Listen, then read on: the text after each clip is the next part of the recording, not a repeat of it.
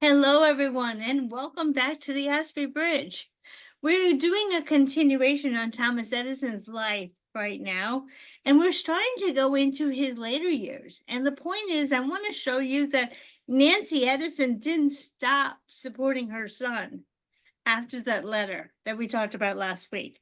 She continued to support him, continued to offer him all that she could. So the support was ongoing. It kept up with him, helped him with his studies, showed him that she cared by providing for his needs from a educational basis. Now, I want to say that our meeting today is all about the continued support that she provided to Thomas Edison. A lot of people will say, oh, they gave birth to you. Be happy. You have life. And it's more than that for the autistic individual.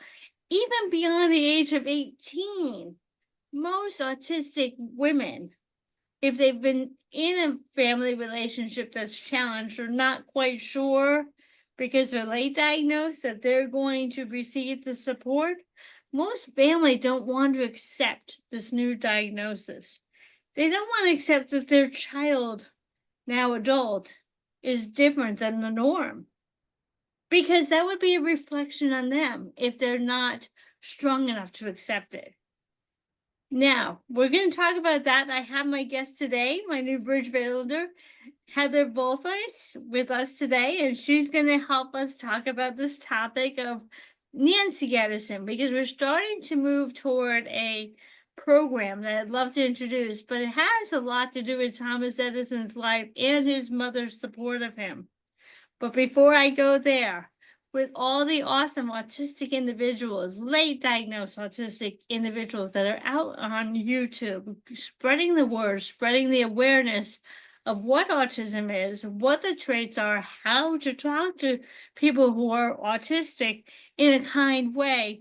The mission of the Aspie Bridge is a little different. Yes, we do a lot of trait talking, but it's even more than that. It's all about taking my guests who have an area, a zone of expertise, and connecting you, the neurodivergent autistic individual that feels shame, feels victimized by a family that didn't understand them, a family that just kind of wanted to dismiss every trait they had because it was a reflection on the family if you were that way. Now, I want to say you're not broken. You're not what all your family members and extended family members may say about you. They just don't understand. They're not at that level of awareness to understand that you're not disabled.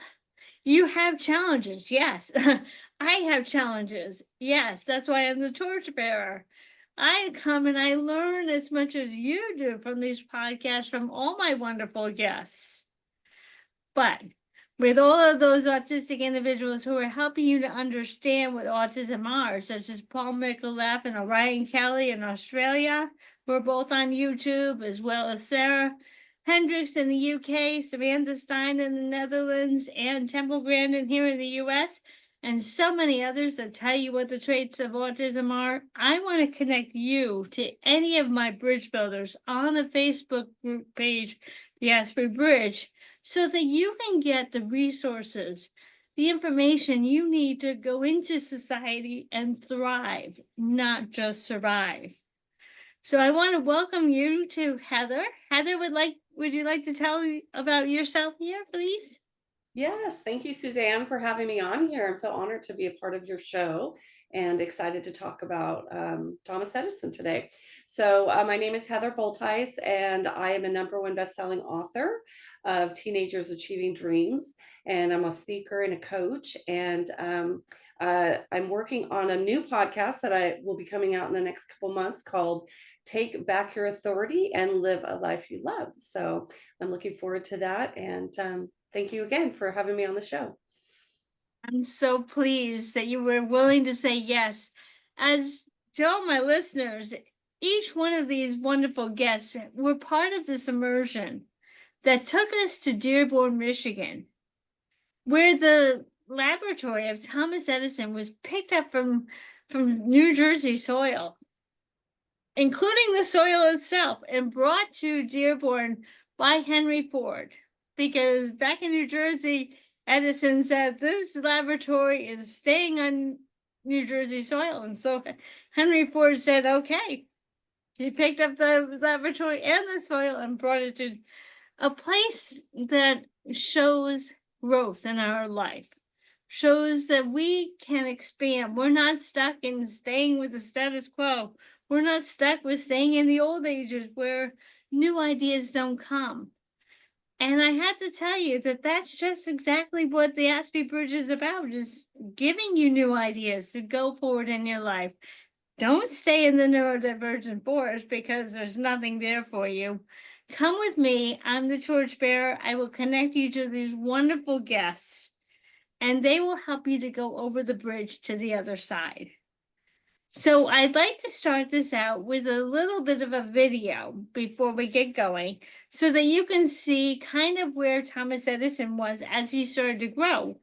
Thomas Edison did not stay that second grader like child who received that letter from his teacher and he showed it to his mother. He did grow up. We all know that. And so I'd like to take a deeper dive today into looking at what was his life like as he was starting to grow up. Excuse me for one moment while I get us set up here.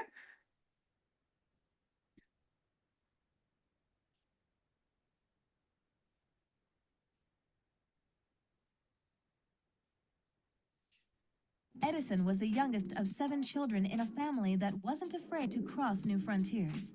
His family's roots traced back to the Dutch lineage in New Jersey, a line that carried the original surname Edison. Their adventurous spirit saw Edison's great-grandfather, a loyalist named John Edison, flee to Nova Scotia after the American Revolution. This spirit of resilience and adventure seemed to flow through the generations, shaping Edison's destiny.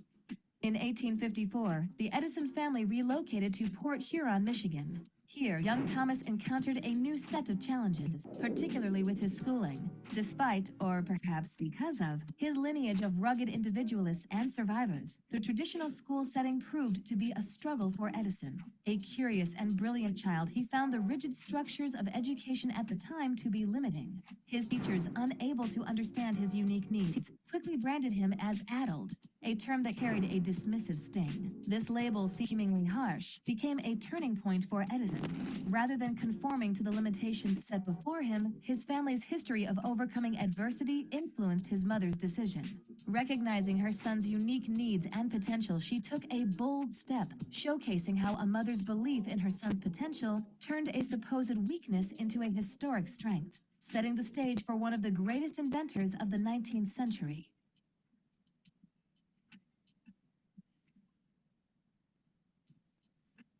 The educational journey of Edison, shaped largely by his mother's innovative teaching methods. Unlike the rigid classrooms of his time, Edison's home became a sanctuary of knowledge, filled with literature, history, and science, tailored to intrigue and challenge his inquisitive mind. At a young age, Edison was exposed to an extensive array of subjects. Before he even reached his teenage years, he had dived into the complex narratives of Shakespeare and Dickens, and tackled dense historical accounts like Edward Gibbon's Decline and Fall of the Roman Empire and David Hume's History of England. This early exposure was not due to his mother's formal teaching credentials. She had taught school only briefly, but rather her dedication to engaging his interest throughout the works she loved.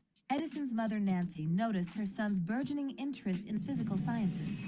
She introduced him to R.G. Parker's School of Natural Philosophy, a book that explained how to perform home chemistry experiments. This book was a turning point for Edison. He performed every experiment it described. His enthusiasm grew as his mother continued to feed his curiosity with more scientific texts. Like the Dictionary of Science, this hands-on learning led Edison to convert their cellar into his first laboratory, further exploring chemistry and amassing a collection of chemicals, bottles, and wires. Edison's father was less enthusiastic about his son's time spent in experiments, occasionally bribing him to return to literature. However, Edison used any money he acquired to further his scientific explorations. His interest in electricity and telegraphy was sparked by the widespread excitement over these technologies. He even built his own telegraph set and practiced Morse code, demonstrating early signs of his innovative potential. Edison Okay. Actually, let me go His just a little homeschooling bit. journey wasn't without its challenges. His makeshift laboratory aboard a train baggage car once caught fire during an experiment gone awry. Moreover, an accident at age 15 began affecting his hearing, a challenge that Edison saw as a redirection towards more reading and self-education. He became a voracious reader, even methodically working his way through the Detroit Free Library. If you want to start a So I just want to give you a snapshot of what Edison looked like as he was going on. Now, I want to give you a disclaimer, first and foremost. As I was digging in, there were some controversy about what Edison actually created. Now, as autistic individuals, it's so hard for us to know when people are stealing his idea and using it and discrediting him, or vice versa. So I want to say that the point of this is not exactly what he did, but how he went about pursuing his interests, pursuing his needs against what society kept saying about him. That's the point of it, not whether or not he created the light bulb and how many times he did it. There's a lot of speculation that if you go onto YouTube and look at it, you'll be like, wait a minute, wait a minute. The point isn't what he invented and what he didn't. It's about the type of information he kept on receiving in his heart about how badly he was, but yet his mother never gave up on him. That's what the focus of this podcast. So believe what you feel is appropriate, but know that Thomas Edison could have stayed stuck. He could have said to his mom, I'm done. People all over the world are just not thinking I'm very good. But his mom said, no, you are a genius. You are a genius. And from there, I want to take it into the fact of finding the special interest, which is what I've been saying all throughout this podcast since the very inception. Sometimes it takes us to know our special interests, to get really involved in what we did. And as you saw in the movie, science did become Thomas Edison's interests. I'd like to pass this over to Heather now and find out what her reaction to this film was and her ideas about Edison and her experience of going to his laboratory in Dearborn, Michigan. Heather, I'd love to let you have the open mic and talk about the parts that either hit you, whether it was our trip and how that made you feel, or the movie, or a combination of both. Feel free. And if I have something to say, I'll just say, excuse me, and jump in, but I'm going to let you take it from here. All right, thank you. Yeah, so I loved how his mom just gave him lots of different things to read. It was literature, science, I forget the other one, but she gave him the opportunity to figure out what it was that he really loved, and allowed him to go into that direction. You could see that his dad wanted him to go a different way, but even that didn't deter him. He was still, continue to move forward in what he loved and doing the experiments. And I love that he took the money that he did receive from his dad to read literature to go do science experiments. I think that's fantastic. And I truly believe that the education system should be more of that these days, but that's going down a whole nother rabbit trail, so I won't go down there. But yeah, just seeing all the experiments. He had so many things in his laboratory. I think it looked like thousands of vials and bottles, and just the way everything was set up. He was very organized and meticulous about everything, and just the story as well about how he was very kind to others. The story about the kid that brought up, hey, do you want to carry the light bulb upstairs? And he carried the light bulb upstairs, and then he tripped, or I'm not sure exactly what happened, but he dropped the light bulb, and and then he gave that child again the opportunity when they remade the other one to bring it back up again, where I don't think most people would do that. They say, okay, well, he screwed it up last time, let's get somebody else. But I think being nurtured by his mom and allowing to, probably make different mistakes and still being encouraged, he showed that with other people as well. So I really liked how that transpired into, his personality and how he cared for others as well. That is another excellent point. I am so glad you brought that up because you're right, Heather. It does come down to the fact that someone who was adult or autistic in today's language has the empathy, the compassion to know that things aren't perfect and that people deserve a chance to try again. It's not all about, oh, you can't do it. I'm going to get someone better. Because so often we run into that in our lives. You're not making standards. I got to find someone else to do the job. But that's not what Edison did, was it? Mm. He said, no, I get it. Accidents happen. And that's the place where we would love more grace ourselves. Accidents do happen. Challenges are a part of our life. It's the resiliency that I really loved that they talked about at the very beginning. You know, if you keep going, if you don't give up, if you say, yeah, that was one way that this didn't work, that was what we were told.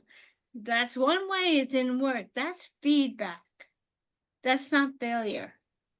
If you allow it to become a failure, you're going to stop. You're not going to keep going. And there was another part of that movie toward the very end that I found very interesting. How Edison used loss of hearing, not as a woe is me, but rather as a great, now I can't hear what people are saying about me. I'm going to dive deeper into what I love to do because now I can't hear the criticism. What did you take from that section, Heather? Yeah, I love that. And I don't know if you could correct me. I'm not sure if he invented Morse code or if that was something that he was learning. Do you know the story behind that? Okay. Story was that he had saved a little boy who was going to get hit by a train. And the father was part of the Morse code of Detroit, who taught Edison how to do it as a thank you for saving his son. Okay, there we go. Thank you. I did not know that. So, yeah, I love that he was able to just kind of hone in on his own thing. And I love the story about him and his wife that he taught her Morse code and he would talk to her through Morse code by doing Morse code in her hand.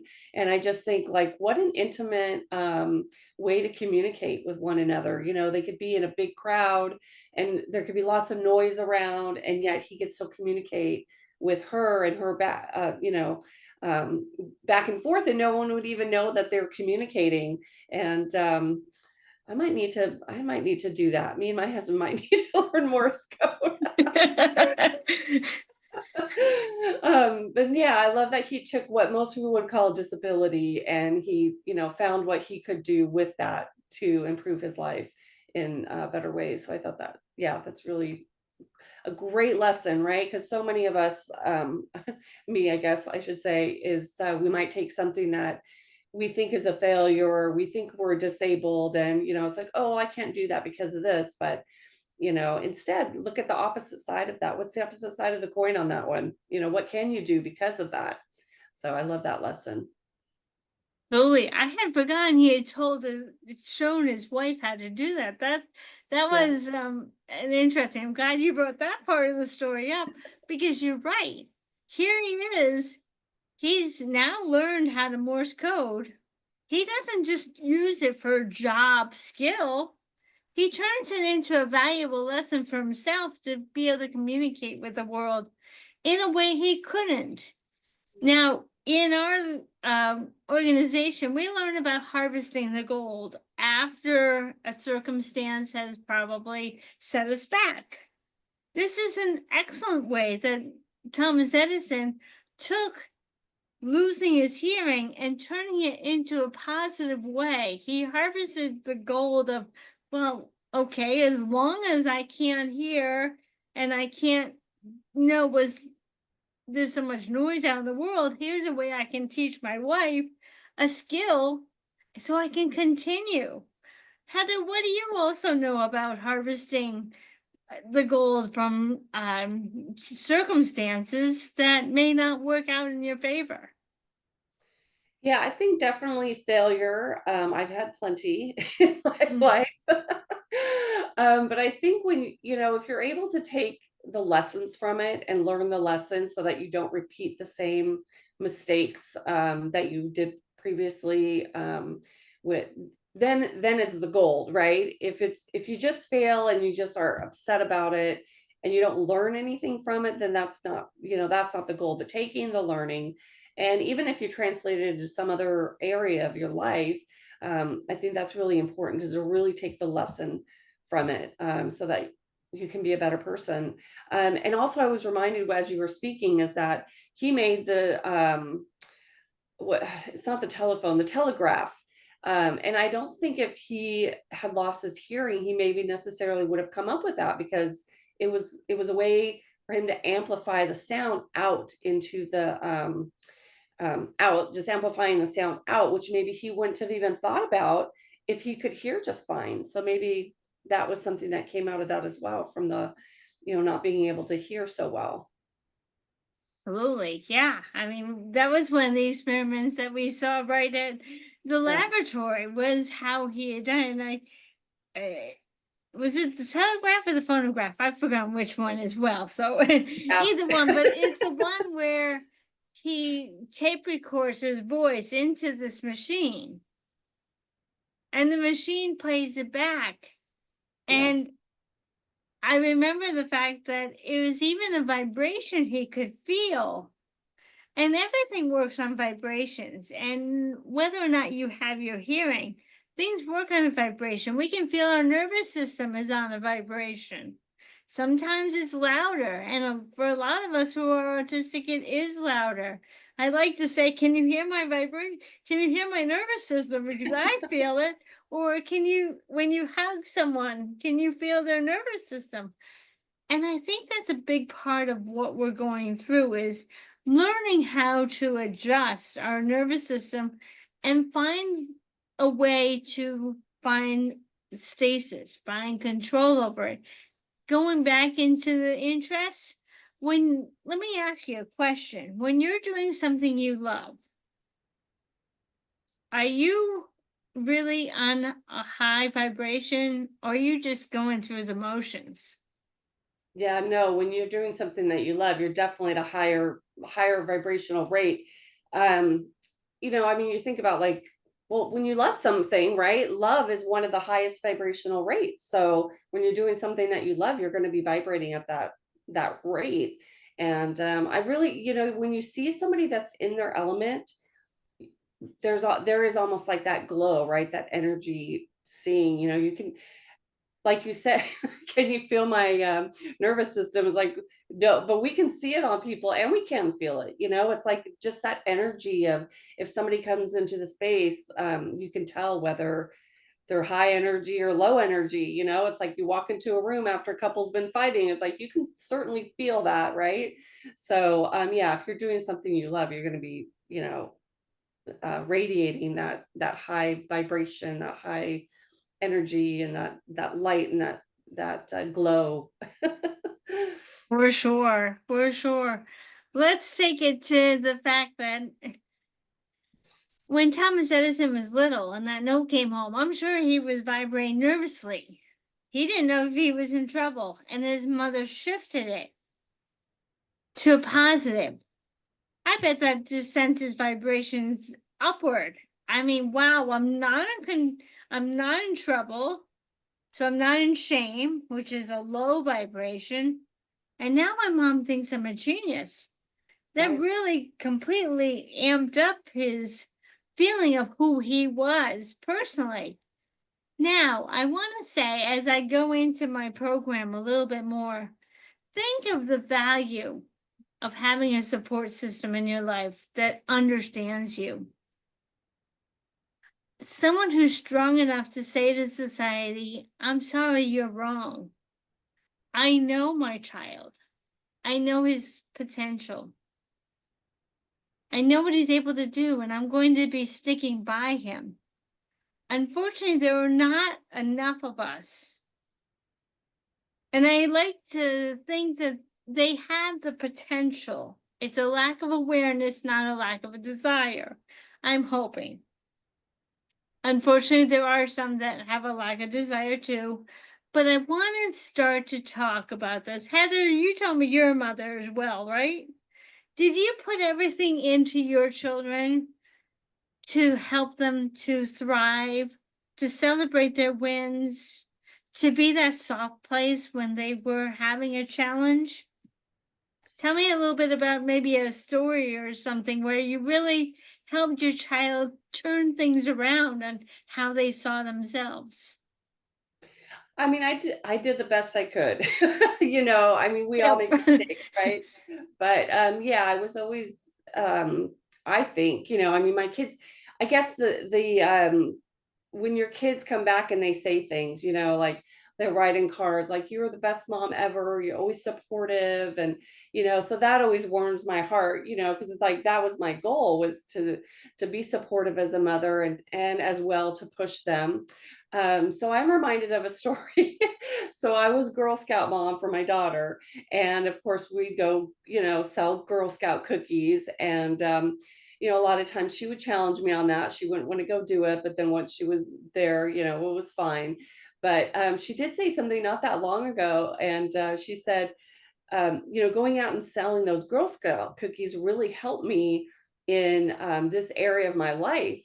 And I'm like, yes, yes, I did do something good. So even those, the hard times of, okay, we got to go do this, let's go do this. And, but it helped instill confidence in her. And so that she feels like she could do what she's doing today. So I am grateful for that. And one thing too, my son, which is interesting because he never really did any music. We're pretty musical family, especially my husband's side. My mom played piano and so forth, but he never really did any musical stuff. And then after high school, he was always did sports and stuff. And then after high school, I don't know where it came from, but he started getting into music, and he has taught himself how to play everything. I mean, from electric guitar to ukulele to piano to drums to harmonica. And I'm just like, I love that he's found what, he really loves in life. And I'm, of course, I'm always encouraging him, to do that. And I mean, yeah, like when it goes back to what you said, when you do something that you love, like you spend time doing it and you enjoy it. And yeah, so he really loves doing the music. And I'm the benefactor of being able to listen to it. So that's great. But yeah, something that, it doesn't mean like maybe something that you've always done your whole life, but it could be something new that you discover. And, he discovered music on his own and he loves it. So yeah, just encouraging him with that, and yeah, being supportive and a soft place to land. I hope I've done what I feel is the best job that I know how. Of course, there's always times that we aren't always our best, but I tried my best. Yeah, I mean, I like to say that there is no perfect mother.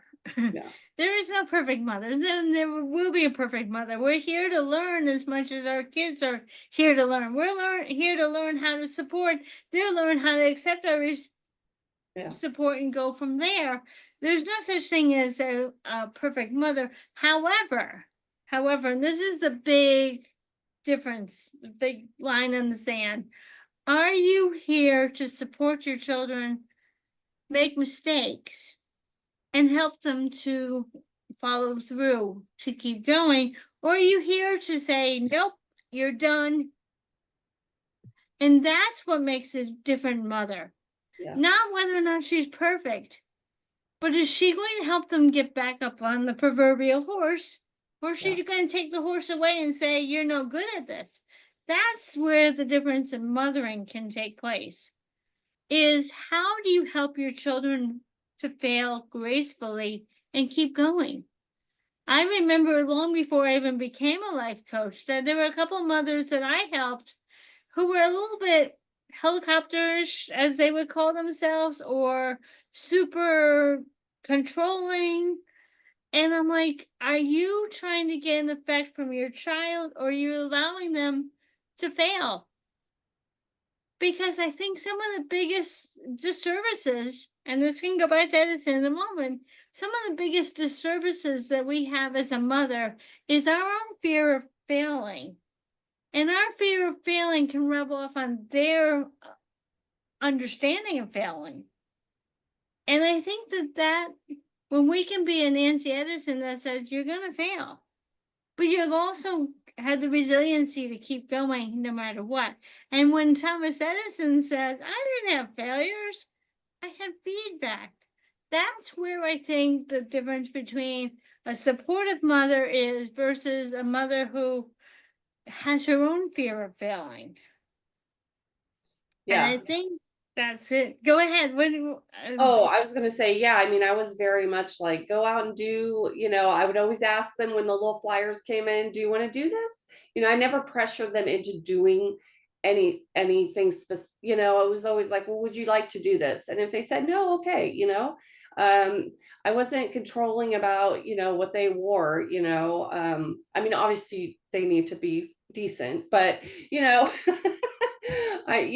go wear what you want to do, be creative, I don't care, as long as you're, dressing appropriately, you know what I mean? But yeah, no, I've always tried to expose them to different things, as well as, not push things on them like you have to do this, so hopefully that allowed them to be who they want to be and grow into the people they are meant to be. But as you said, that kind of takes us back to Edison and his father's desire to have him read literature and would pay him to learn literature, and Thomas saying, nope, I belong in the sciences. And Yeah. so even though the father was trying to control the direction, Edison knew enough that from his mother's support to keep going where his heart was. Mhm. And that's a big thing. And I want to bring up the word empowering versus disempowering, because I believe that when we can find mother figures, whether they are biological or not biological, there are two kinds of mothers in this world. We have the mother who will empower their child to go out and try new things, not knowing what the result is going to be, but keep trying. And then we have the disempowering mothers that are going to be like, I don't know if you're up to that. Can you hear the difference in my voice? I would love to have women who have had the mother wound, not just autistic women, but women who have had that mother wound, know that there is another mother out in the world, a surrogate emotional mother who can also be there. Now, we're not going to replace the biological mother and take away the gratitude for her giving us life, but I think that we can have both. It's a both and situation. Have the mother that you can share things with, knowing it's safe, but also extending gratitude to the mother who didn't know how to. Would you like to add on to that, Heather? Yeah, I think even too, like if you don't necessarily have a mother figure, but having good people in your life that you can talk with and ask questions to, get support from. Like I have a women's group that we meet on a weekly basis, and you know, yeah, we're there for one another, support one another, and through the hard times and the good times, and so even if it's not even necessarily somebody that's motherly age older than you, they may be 10 years older than you, but they have that wisdom, that extra wisdom of that 10 years that, that they can share, and you can share with them, hey, I'm struggling through this. Do you have some advice? Or, so, yeah, definitely. I think having other women, whether it's a motherly role or just a good friend that you can have that support with, is very important. Yeah, Absolutely. And that's why I had started with the Thomas Edison story and invited all my guests to come on who know about the story because we were there understanding it, and then to bring it over into showing, well, as I put onto my board, we need more Nancy Edisons in this world. And what that means to me is our mothers may not be safe to tell the good stuff and the hard stuff to, or celebrate our wins. Like my mother had a hard time with my book when I wrote my book because it was her own fear.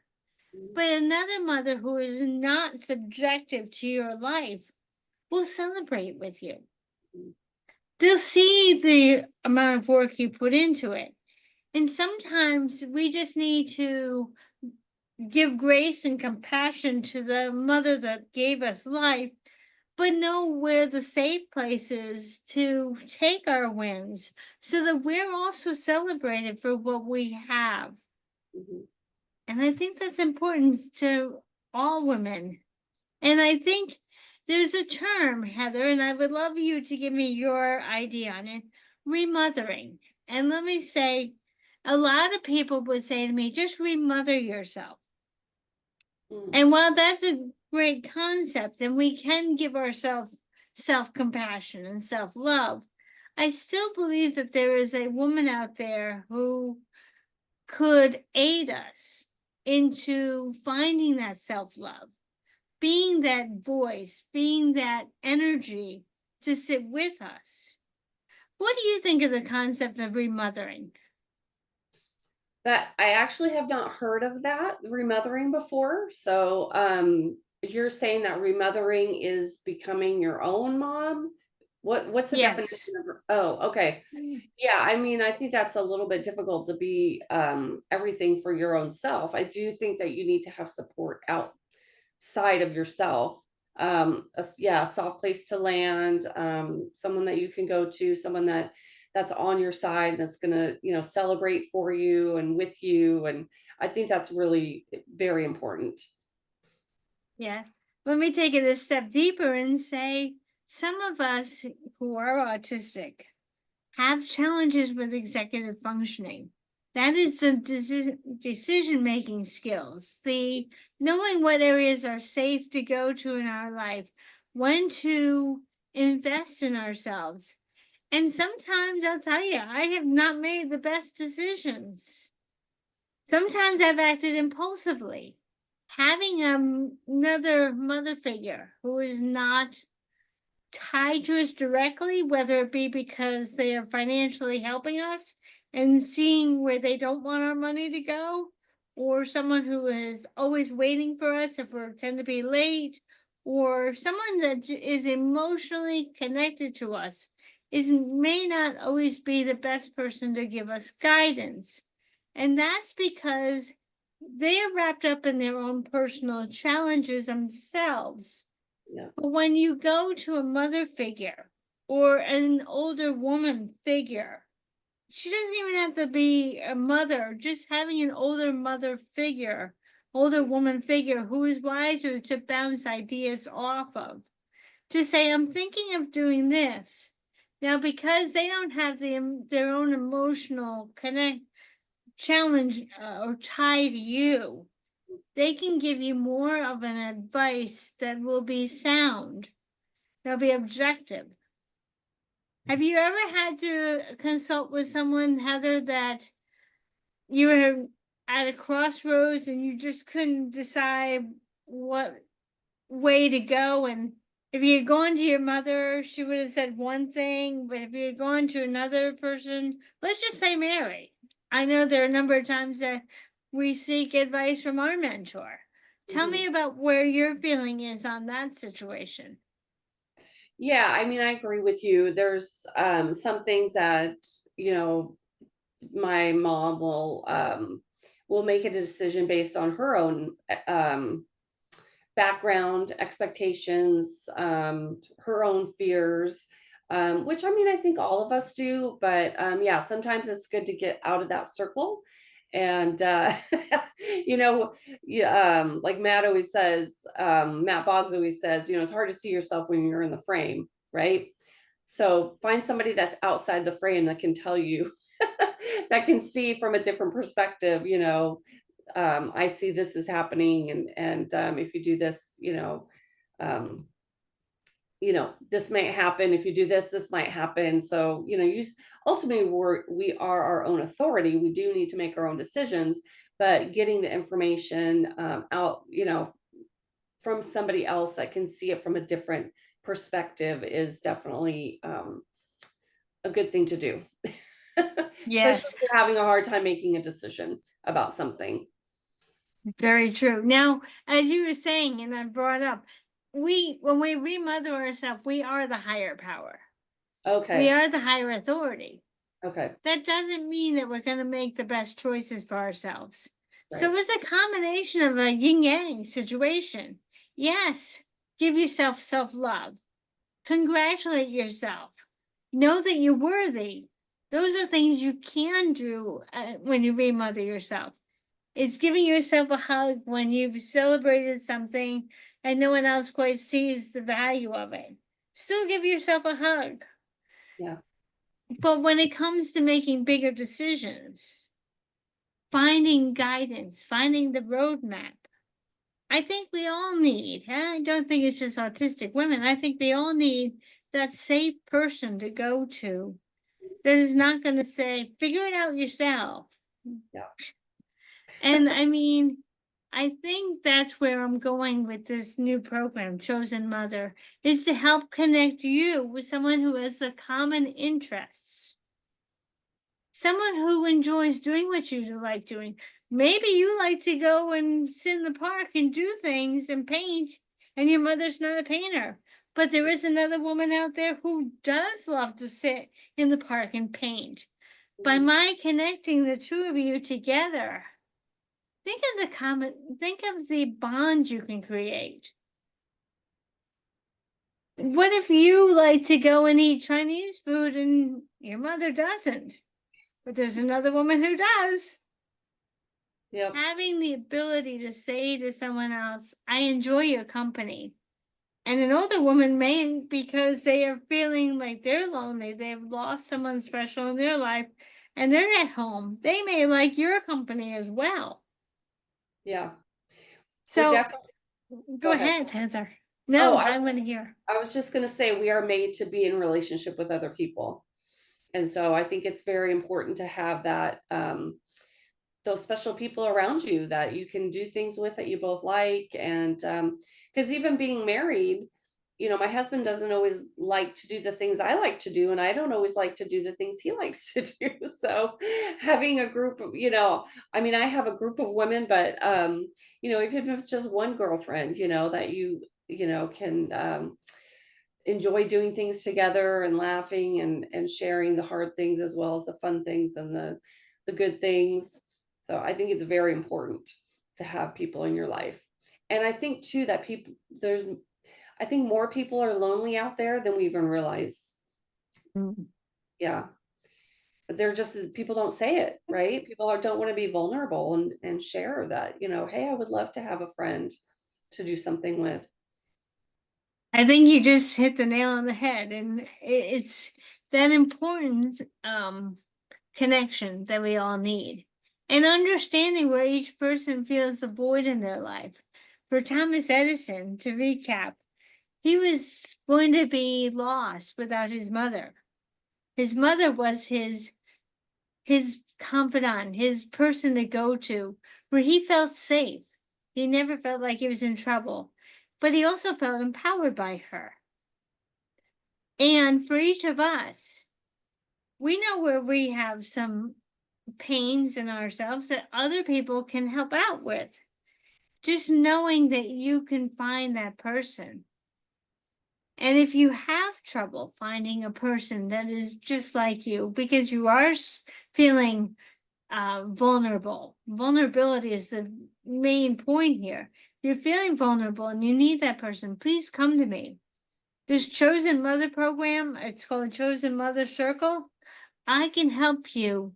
I can to find that chosen mother. And I'm going to be looking for chosen mothers who want to have the young woman in their life that they are no longer lonely with, that they can share fun experiences with, because perhaps they're missing someone in their life who is gone now for tragic or any reasons possible. So think of the combination that the two of you can come together. You can serve as a companion to an older woman who is feeling lost and lonely. She's lost her spouse, or her children don't come around much.